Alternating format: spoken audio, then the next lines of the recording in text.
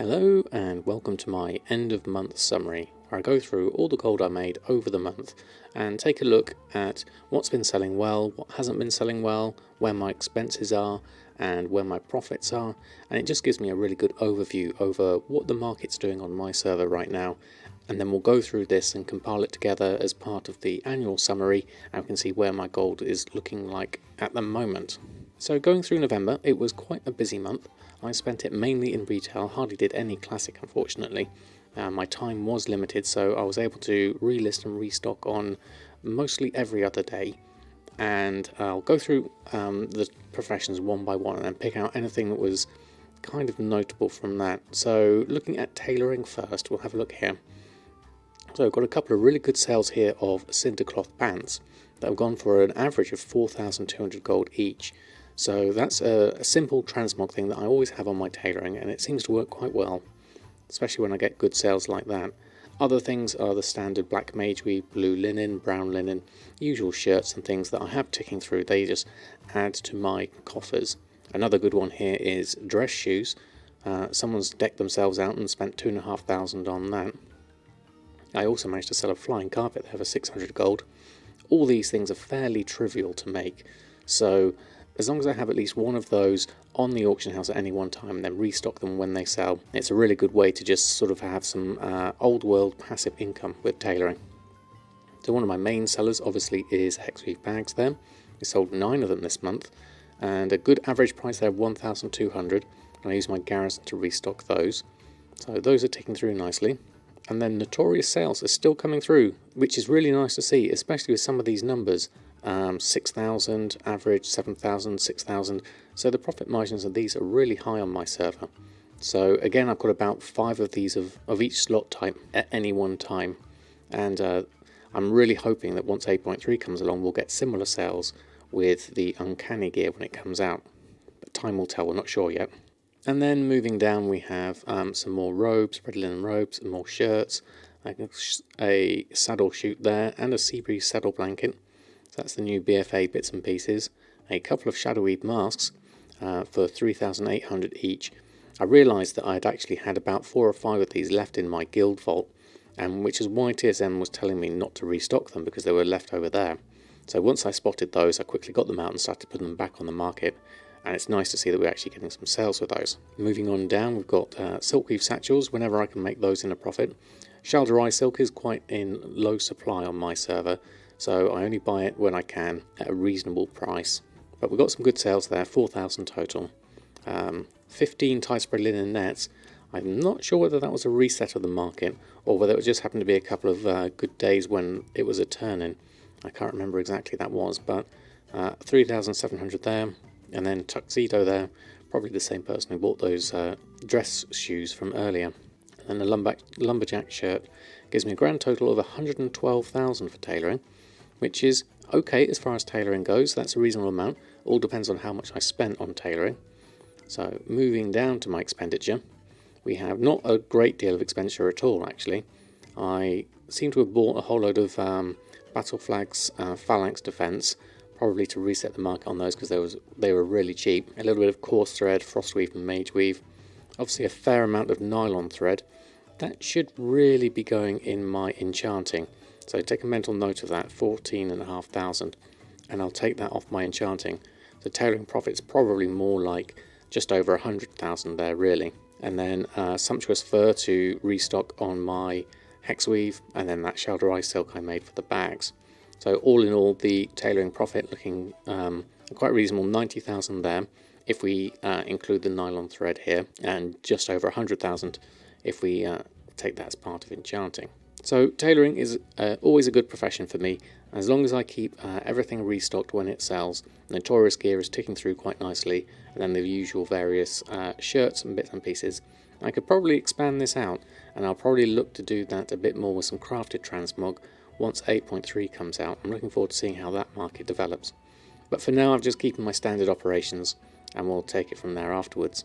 So moving on to leatherworking. Now leatherworking is in a fairly self-sustaining state, much like the tailoring side.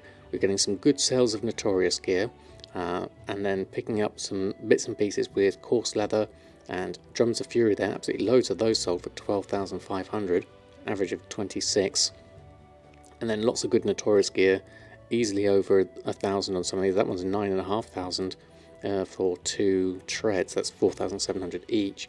So about 3 to 4,000, looking like most of them except for that one, the Leggings of Harmonious, which is 8,000. So a good chunk of both leather and male Notorious gear. So that's really nice, and again, that's just a little bit higher than Tailoring, 123,000. And then in terms of expenditure, a little bit of dredged leather for the Notorious gear, some raw beast hide to cover the drums, and then bloodstained bones, calcified bones. These are again potentially part of Enchanting, but at the moment they're small enough numbers for me to just consider them as part of Leatherworking.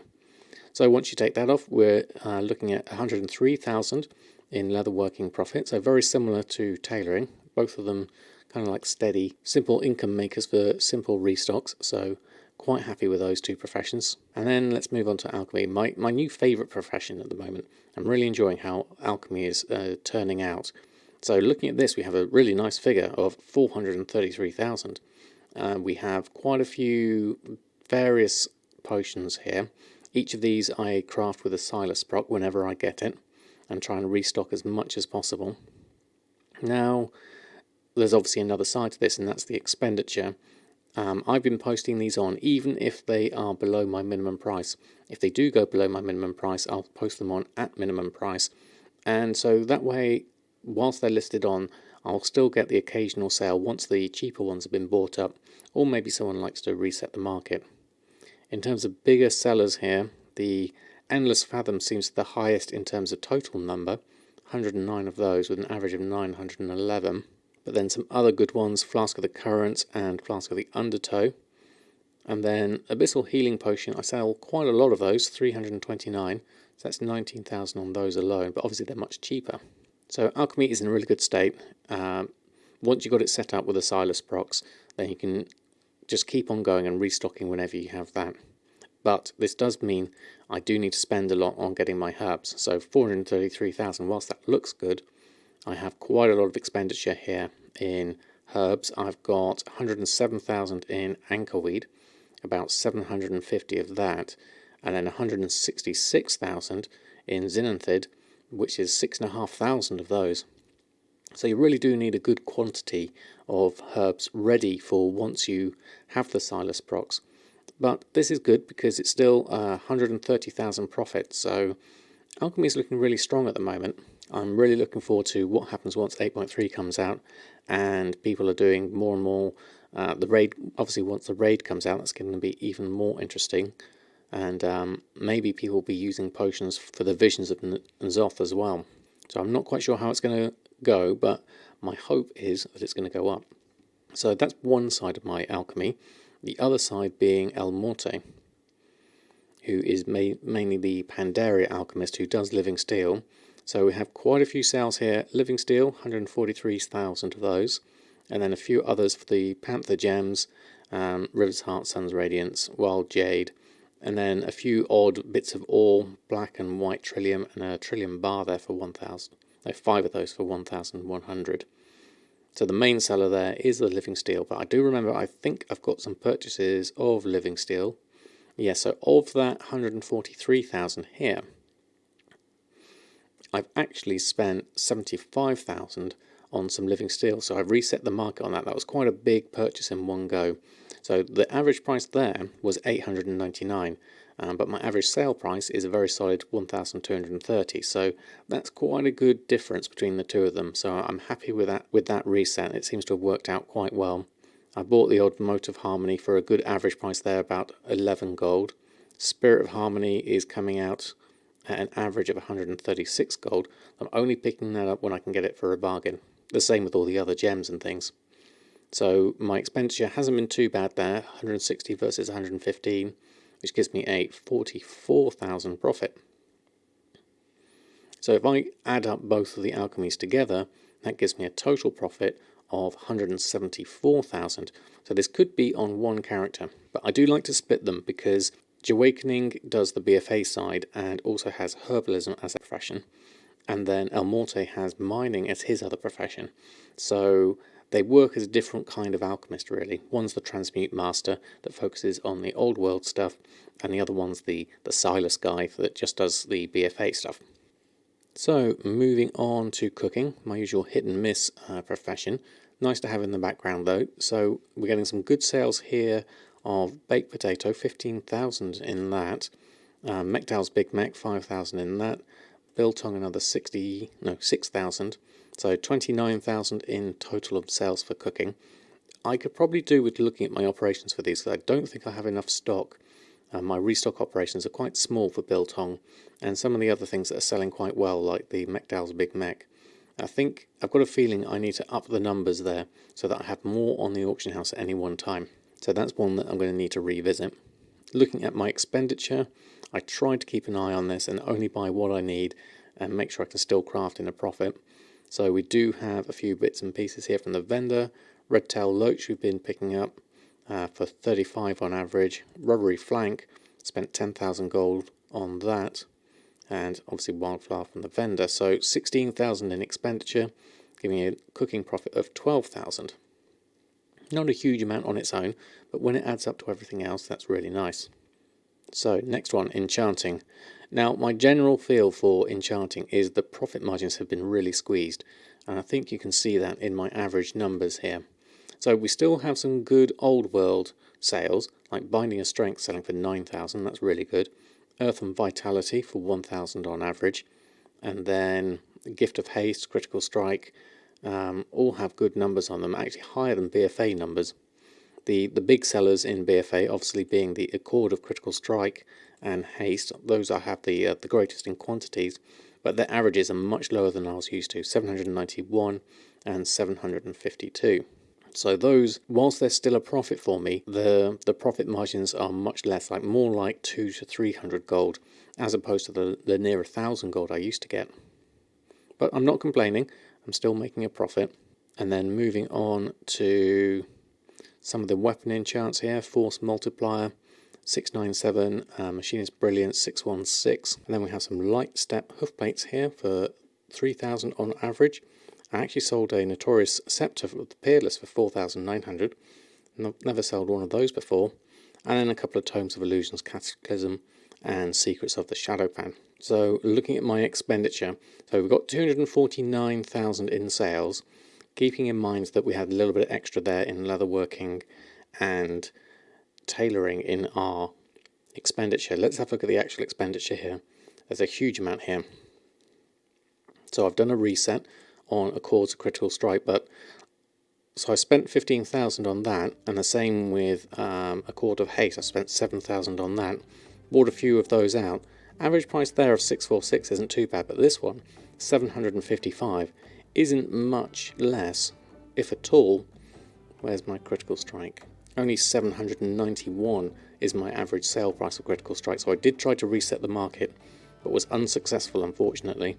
So my averages are just underneath. So it's still a profitable reset, but marginal once you take into auction house costs, which is a shame, but there we go. You win some, you lose some. So we have spent quite a lot, 206,000 here, giving me a enchanting profit of 43,000. If we were to take in some of that nylon thread and some of the leatherworking, this would be more like 30,000 really in terms of enchanting profit. So it's much, much less than I'd be used to normally. Now, I'm again in one of those positions, I'm straddling a month in terms of my expenditure. A lot of this tie spray linen that I have here, I've still got, and I made about 1,000 braces just the other day.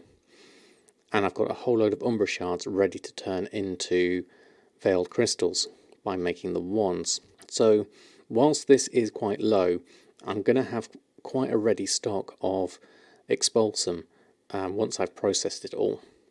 So what I'll try and do next month is not buy so much, unless it's obviously in a really good price, and then see what I can do to recoup some of those costs for next month and see if we can get a higher amount on our enchanting.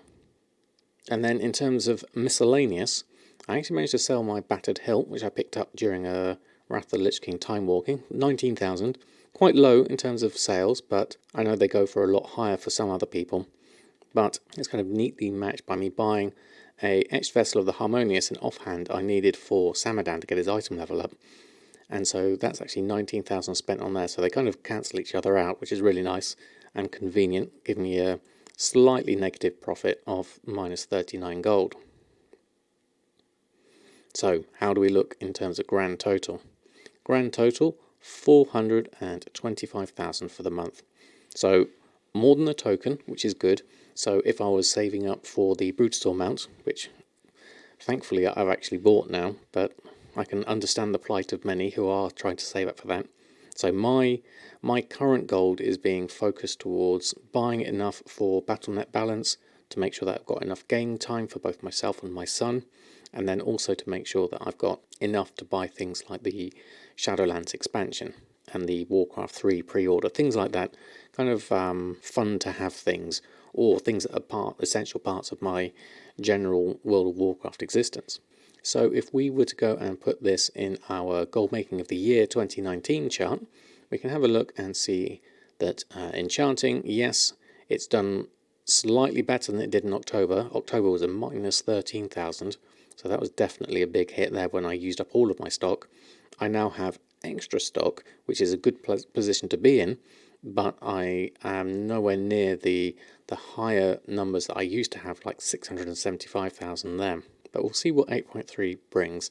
I'm sure it's going to have an uptick in sales. Tailoring has been pretty much average from the look of this. 90,000 there, 117 there. If we were to add on the 15,000 from the Enchanting, from the spend we did of the nylon thread, then that's about even more on par, just over 100,000. And Leatherworking's in a similar position there at 100,000. So they're both looking quite healthy in terms of professions. Cooking doing its own thing. It's the same as it was in October. And Alchemy has seen a really good uprise here. So even though we had a worse month in October, both September and November are starting to recoup all of these initial costs we had with leveling Alchemy. So we're now in a quite a comfortable position. Awakening has at least 300,000 gold on him, so he's going to start recouping all of his costs over time, hopefully.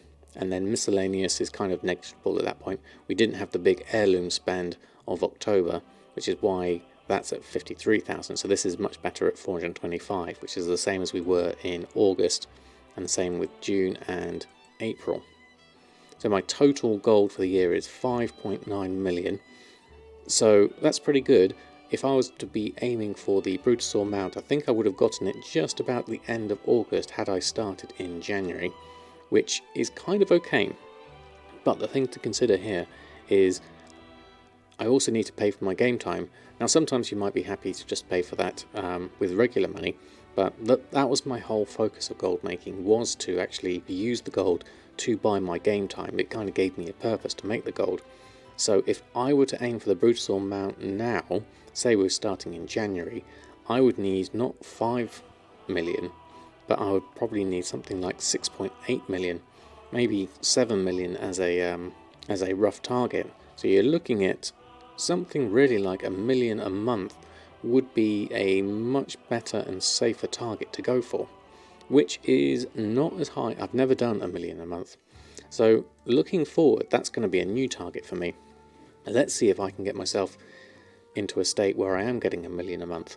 We still got another profession coming in, Samadan, my rogue. He started on inscription. Now he's been very slow on his journey into inscription at the moment, simply because I've decided to not try and use any of my other characters' gold to fund it. I could even have used Awakening, my herbalist, to go out and collect some herbs for him. But I thought, no, I'm going to keep him self-sustained and just see what it's like, especially in those early struggling phases. I really just only had 3,000 gold from leveling. So now that he's 120, I'm just going to see how I can get some extra gold, and it kind of gives me a new insight as to sort of returning players and what kind of position they may be in, and then the things I learn from that, hopefully I can pass on that advice to other people, and also test my own advice and make sure that it's correct. So that's going to be a future journey in December. But moving on and looking at my graph, it's kind of up and down. There are some months where we're not so great. Obviously that last month wasn't great at all, but we're back into the sort of the healthy, at least above a token range, which is my bare minimum really. As long as I'm making enough for at least a token a month, then I'm paying for my own game time. Although I would like to be, like I said, much higher than that. So let's see if we can get ourselves up to 1 million a month, which is right up here, up at the top of the chart. So what will I do in order to get that? Well, expanding on professions is my first thing. So I'm going to take inscription up next, then onto jewel crafting, and then I want to incorporate blacksmithing and eventually engineering as well. So there's quite a lot I need to do there, as well as leveling up some characters in order to provide someone to have those professions. So I'll try and squeeze that in as best I can amongst my normal game time and writing the Wowhead blog and doing YouTube videos like this. So please bear with me as I do as much as I can in the time I've got. But then my situation is much like anyone else's. I'm not doing this full time, I've got a job, I've got a family, so I think it's quite indicative of someone who is focused on gold making, but also doesn't have as much time to be able to do it all day and every day. So I think it's quite a realistic view of the gold making situation as it is and with the methods I'm currently using. So December's going to be an interesting month. We've got Winter's Veil coming up, so maybe some seasonal gear will sell. We've still got the anniversary event giving us a nice XP boost, so I'll use that for my alts, see if I can get them leveled up and the reputation I need for my professions. So I'll carry on playing as much as I can in the time that I do have, and then I'll be following the news of the gold making community in the Wowhead blog, and I'll go through that every Sunday. You can catch me live streaming on Twitch at 7 PM UK time when the Wowhead blog will go live. So please do tune in then. If you do have any questions about this, I'm more than happy to answer them. Or leave a comment below. Either way, I've also got a Discord channel, and you can catch me tweeting on Twitter quite frequently. So until next time, happy gold making, and I'll see you very soon.